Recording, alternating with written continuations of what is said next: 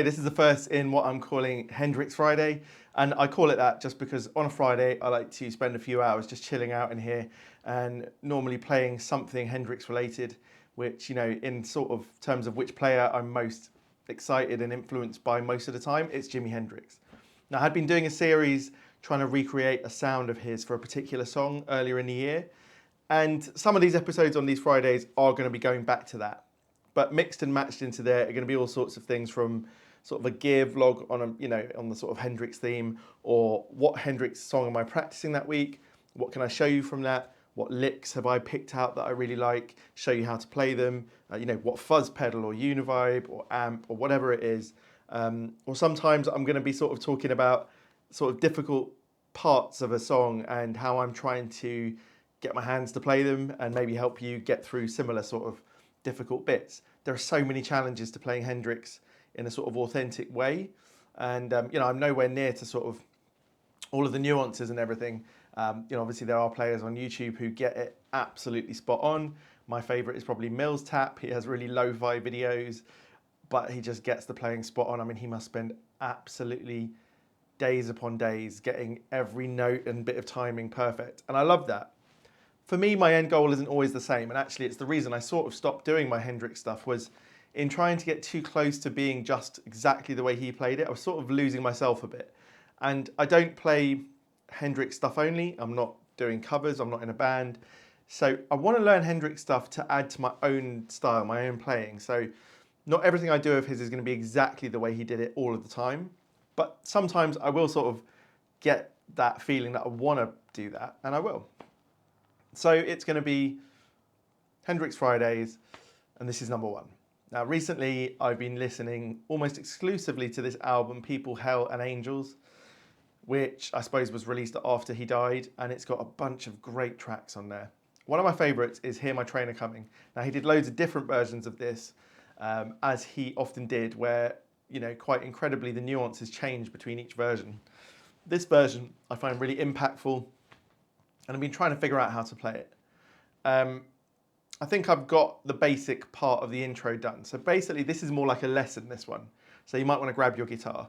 I'm tuned down to E flat. I'm just going to take you through the intro, which you heard right at the beginning. I'm just going to put that clip again now, and then I'll sort of take you through 5 or 6 minutes of how to play that.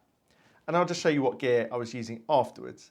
I hope you'll enjoy this series because it allows me an outlet for my Hendrix interest, which is like something I go back to several times a week. I'm sort of listening, trying to play stuff and trying to figure out gear, and it's just a lot of fun, to be honest. And then I'm trying to do between 1 and 2 videos a week. I'll do my Hendrix Fridays 2, 3 or 4 times a month, and then I'll do my more polished review videos. Things that are coming up in the pipeline are, I've got on loan a 2-rock Bloomfield drive, which I'm going to do a bunch of videos about that I've started already. I've got a car bell ray on loan from Coda. I've got a couple of new guitars around. One of them I'm playing in this video. I'll tell you more about that at the end. Yeah, so there's plenty coming up. I've got a new vintage amp that I've not used on the channel yet. All sorts, as usual. Anyway, let's crack on and get into the little lesson. And I've tried to slow it down the way I'm playing it, and just teach you the basics.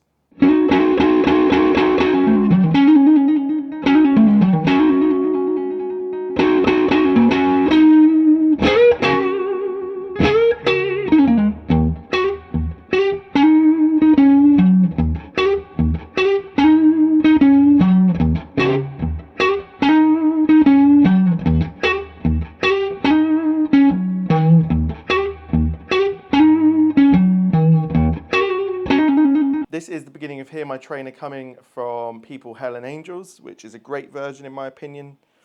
And we're going to start by just barring the whole of the 12th fret. Now we're going to be double stopping the D and the G string and hammering on the D from the 12th to the 14th fret.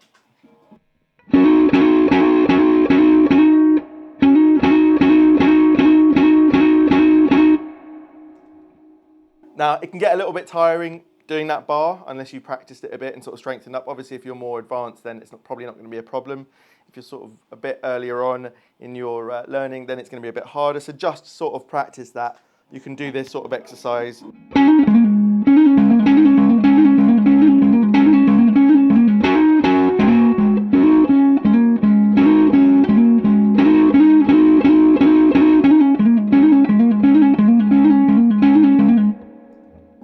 those sort of hammer-ons and pull-offs to practice, 2 or 3 minutes a few times a day, I find works. But the way this actual track goes,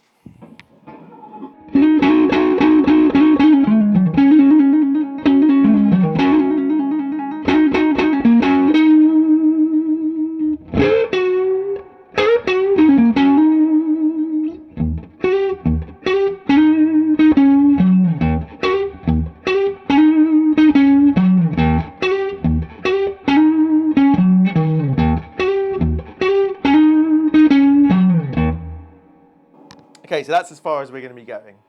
So once you've got that bar sort of strengthened, hammering on the D string from the 12th to the 14th, whilst also playing the G string at the 12th. So it's 8 or 9 times. Okay, and then there's these hammer-ons and pull-offs which go hammer on and off on the D strings, 12 to 14. Then hammer on and off 12th to 13th fret at the A string. And then pull off 15th to 12th fret on the E. And then go back to hammering on at the D string.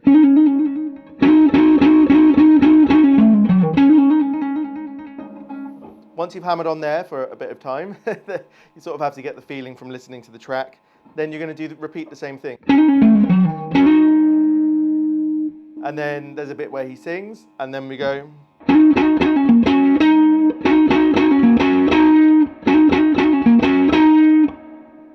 So that's the same hammer-ons with the D and G string, D to 14. And then the 14th fret of the A. And then that last bit is the D string, 12 to 14.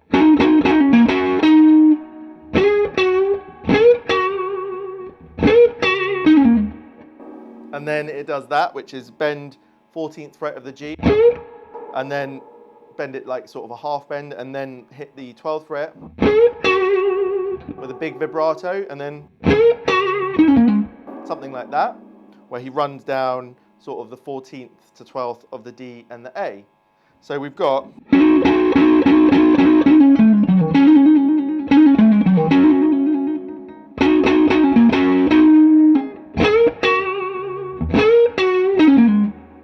Okay, and then I like to get into the riff from there, which goes something like this. So, open E, and then hammer on 12 to 13th on the G. So it's 2 hammer-ons, 12 to 13 on the G, and then 12 to 14 on the D.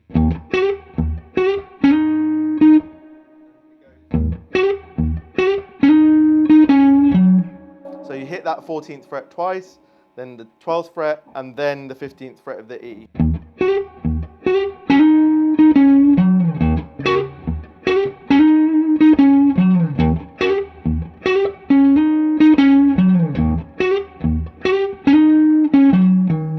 And you can vary that like that, so.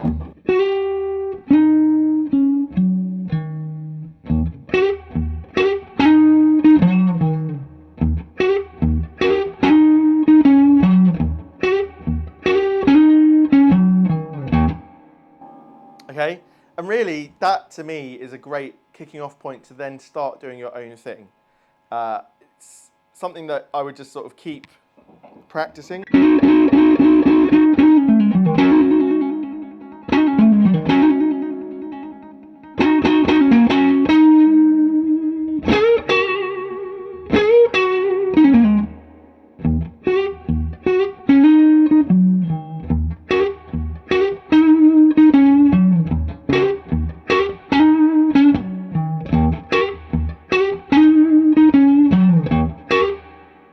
So as I said, I've got the Bloomfield Drive here from 2Rock on loan.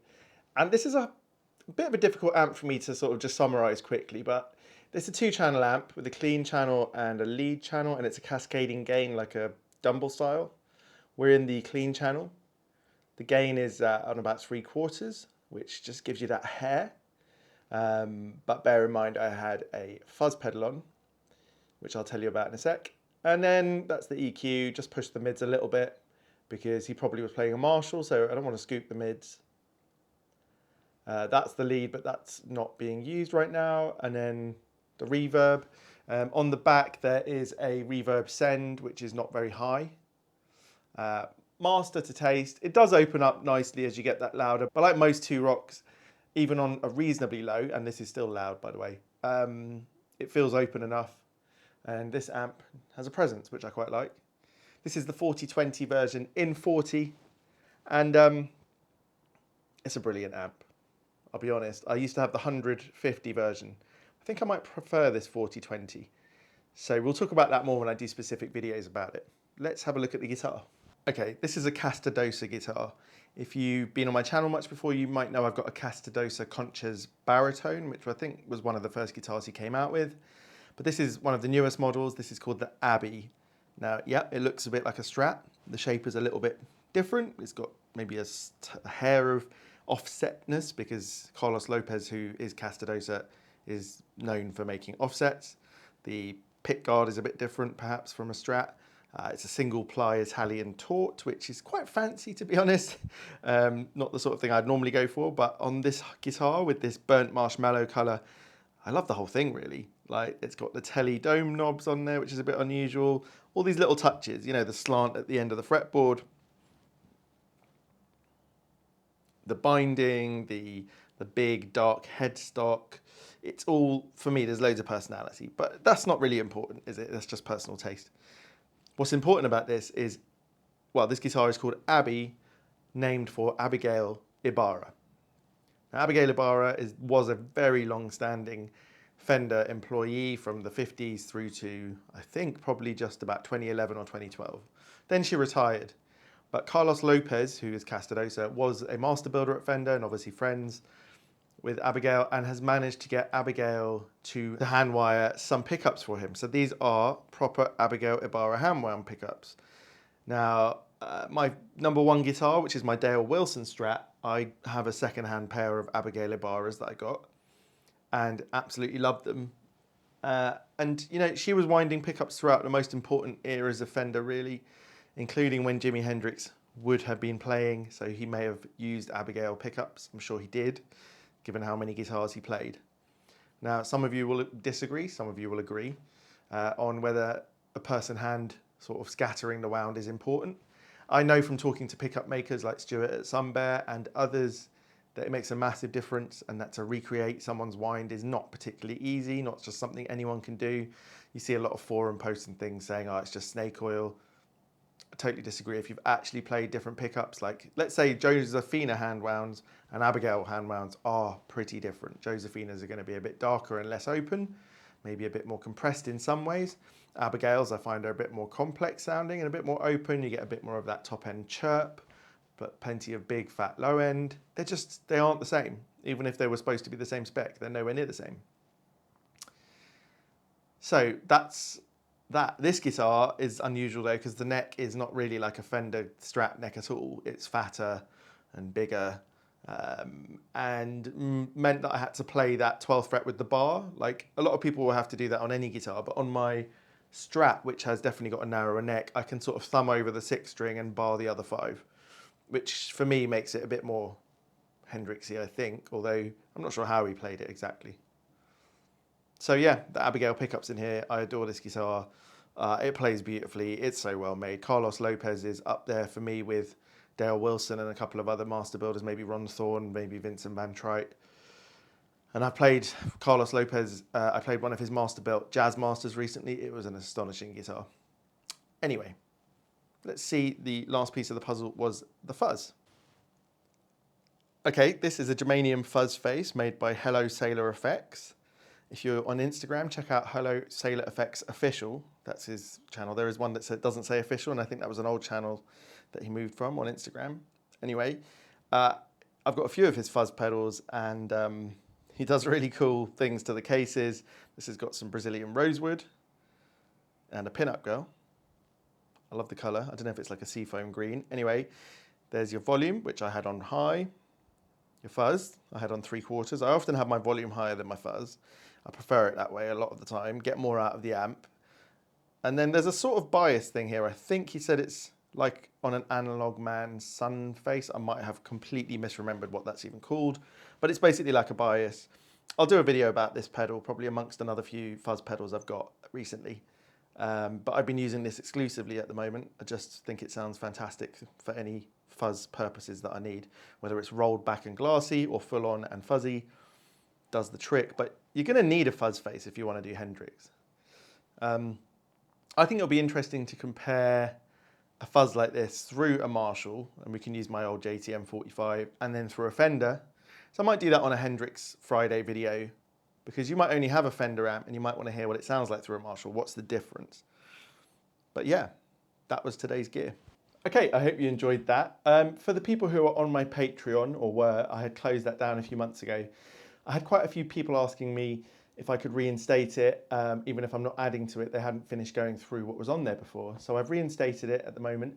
I've tried to set the price lower, but it says it takes a billing cycle to get round to that. So I apologise for that. But there's plenty of content on there, I think, for the rest of this month. But you could always sort of maybe pause your membership for now and restart it next month when it's at a lower price. But then I was considering whether I might tab out these Hendrix videos when I do a lesson part like this. And then I would keep the price the same as it was before. But yeah, let me know what you think down in the comments or on Patreon if you're on there. I'll put my Patreon link. That's got some old lessons I had done with videos and tabs. I haven't got a lot of time to do it, so that's why I'm umming and ahhing. I'll wait to see what people say if there's much demand for it. But I think the lesson today was really followable without tab. And my personal opinion on tab is it's a useful starting point. But I know for some people it's more useful than for others. Like you need that there to keep referring to, and I understand that too. For me personally, I often like to watch a video and I can listen and see what the person's doing, and it sort of goes into my mind better than if I've got something to read, because then I'm just sort of sight reading. Anyway, yeah, I hope you enjoyed this one. Hope to make these as often as possible. If you love Hendrix as much as me, then you'll follow along hopefully, and that'll be a lot of fun. So yeah, let me know what other things you want to hear about, but I've got a bunch of stuff in mind for the next few weeks. All right, see you on the next one. Have a good weekend.